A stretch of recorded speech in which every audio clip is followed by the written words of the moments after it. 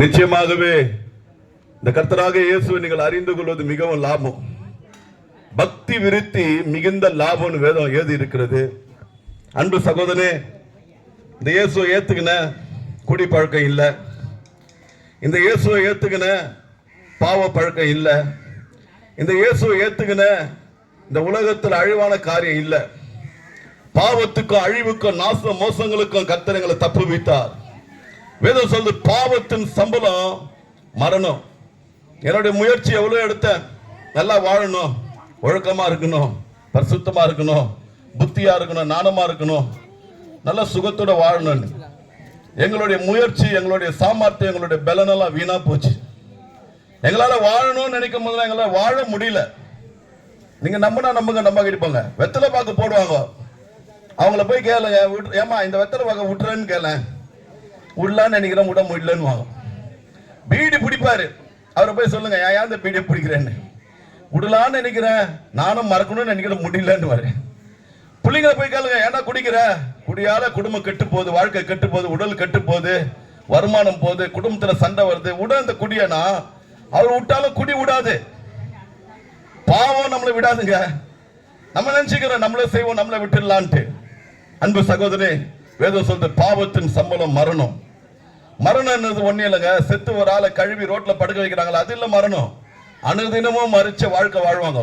அனுதினமும் வாழ்க்கையில குடும்பத்துல கசப்பு, வெறுப்பு, கோபம், சண்டை, எரிச்சல், போராம டெய்லியும் சொல்லுவாங்க, செத்து பழுகிறையா.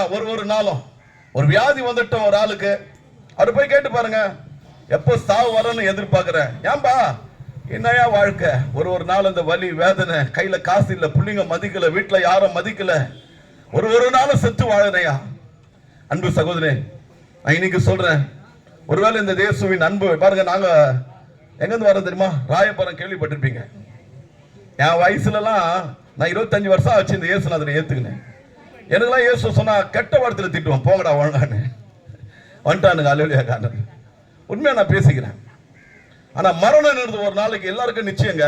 படிச்சவனாரு, படிக்காதவனாரு, கோடீஸ்வரனாரு, பிச்சைக்காரனாரு, குழந்தையாரு, பெரியவனாயிரு, ஒரு நாள் கண்டிப்பா நம்ம மரணம் கிட்ட வரோம். அந்த மரணத்தை நம்ம ருசிப்போம். அந்த நேரத்துக்கு தெரியும், இன்னைக்கு மறிச்சா நான் எங்க போறேன், யார் என் கூட வருவாங்க, உறவு வருமா, பிள்ளைங்க வருவாங்களா, மனைவி வருவாங்களா, தாய் தகப்பன் வருவாங்களா, சொந்த பந்தம் வருமா, வீடு வாசல் வருமா. கர்த்தர் சொன்னார், உலகத்தை நீ ஆயத்தப்படுத்து, தன் ஜீவனை நஷ்டப்படுத்துறவனுக்கு என்ன லாபம். அன்பு சகோதரனே, அவன் சொல்லிட்டா, இந்த உலகத்தில் இந்த கர்த்தரை ஏத்துக்குனா பரலோகத்தில் எங்களுக்கு லாபம். கர்த்தர் இந்த உலகத்துக்கு பூமிக்கு வந்து சொன்னாரு, மனம் திரும்புங்கள், பரலோக ராஜ்யம் சமீபத்திருக்குதுனாரு. அன்பு சகோதரே, மனனா ஒண்ணு இல்ல, மதம் இல்ல, மனனா எண்ணம். எண்ணம் பாழா போன எண்ணம், கெட்டு போன எண்ணம், வாழ தெரியாத எண்ணம், புத்தி இல்லாத எண்ணம், அறிவில்லாத எண்ணம், ஒழுக்கம் இல்லாத எண்ணம், திறமை இல்லாத எண்ணம், பாழா கலைந்த எண்ணம். என்னைக்கு எங்க வாழ்க்கையில நல்லது நடந்ததுன்னா எங்கள் எண்ணங்கள் மாறுச்சு. வேதம் சொல்றது, ஒரு மனுஷனுடைய எண்ணங்கள் எப்படிக்குதோ அப்படிதான் அவனுடைய வாழ்க்கை இருக்கும். அந்த வாழ்க்கை தான் அவனுடைய முடிவா இருக்கும். உங்களுடைய எண்ணம் எப்படிக்குது, தாழ்வா நினைச்சு பாரு, நீ தாழ்வா தான் இருப்ப. நீ கோழியா நினைச்சு பாரு, கோழியா தான் இருப்ப. நீ பேதியா நினைச்சு பாரு, பேதியா தான் இருப்ப. நீ பயந்து பாரு, பயத்தோடு தான் இருப்ப. இதெல்லாம் உன்னை விட்டு நீங்கணும்னா கர்த்தர் சொன்னாரு, மனுஷன் அப்பத்தின் மாற்றம் அல்ல, தேவனுடைய வாயிலிருந்து புறப்படுகிற ஒரு வார்த்தையில மனுஷன் பிழைப்பான். என் வாழ்க்கையில பயம், தோல்வி, திகிலு எல்லாம் என்ன வந்து புச்சிக்கிச்சு. எண்ணங்கள் சொல்லுது, ஒரு எண்ணம் சொல்லுது நீ செத்துரு வேணும், இன்னொரு எண்ணம் சொல்லுது பைத்தியக்காரன் ஆகிடுவேன். இந்த ரெண்டு எண்ணத்துல மாட்டிக்கின்னு சிக்கின்னு பாருங்க. சொல்றது வந்து பருவங்களுக்கு தான் தெரியும், நான் பேசுறது வந்து எல்லாருக்கும் புரியாது. ஒரு கேன்சர் வியாதியில இருக்கிறவனுக்கு, அந்த கேன்சர் வியாதியில இருக்கிறவனுக்கு யாரு அவனை புரிஞ்சுப்பாரு பார்த்தீங்கன்னா, இன்னொருத்த அந்த வியாதி உள்ளவனா இருப்பான், அவனுக்கு தான் இவனை பத்தி தெரியும். ஆமாயா, சாப்பிட முடியல, தூங்க முடியல, பேச முடியல, பேசினா ரத்தம் வருது. அன்பு சகோதரே, நான் பேசுறது எல்லாருக்கும் புரியாது, அந்த மாரி வழியில போறவனுக்கு தான் புரியும். நான் சொல்றேன், மரணம் பயமா, கவலையா, கண்ணீரா, வருத்தமா, யாரோ ஏதோ பண்ணிட்டாங்கன்றியா, நல்லா இருந்த குடும்பம் இன்னைக்கு எதுவுமே செய்ய முடியல, வேலை இல்ல, வருமானம் இல்ல, எல்லாத்தையும் எழுந்து போயிட்டேன், பயமாகுது, செத்துருவனானுங்கிறேன்.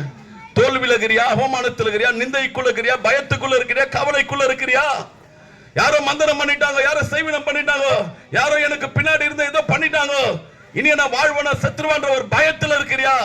நான் சொல்றேன், இந்த இயேசுவை நீ வேதம் சொல்லுது, இவரை விசுவாசிக்கிறவன் மரித்தாலும் பிழைப்பான். அன்பு சகோதரே, நான் முத சர்ச்சுக்கு போனேன். என் தாயோ என் தகப்பனோ என் கூட பிறந்த என் அண்ணன் தம்பியோ நான் வாழ்ந்த என் நண்பர்களும் சொல்லாத ஒரு வார்த்தை முத இந்த பைபிள்ல இருக்கிற வார்த்தையை கேட்டேன்.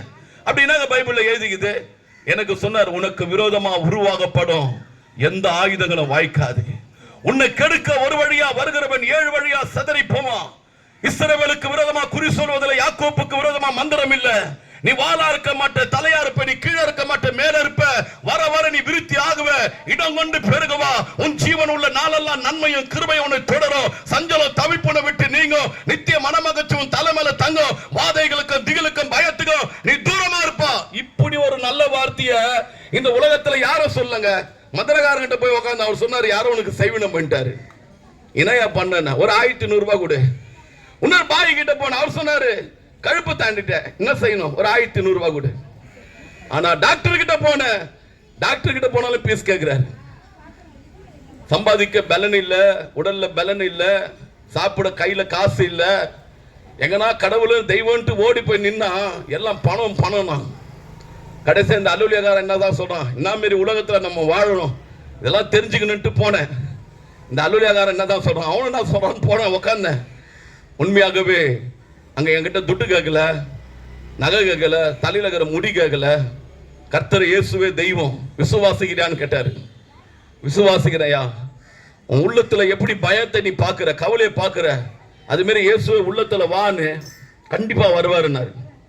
அன்பு சகோதரே, நான் சொல்லுங்க, வேதம் சொல்லுது, இதோ வாசப்படியிலிருந்து ஒருவன் கதவை தட்டுகிறேன், ஒருவன் என் சத்தத்தை கேட்டு தன் இருதயமான கதவை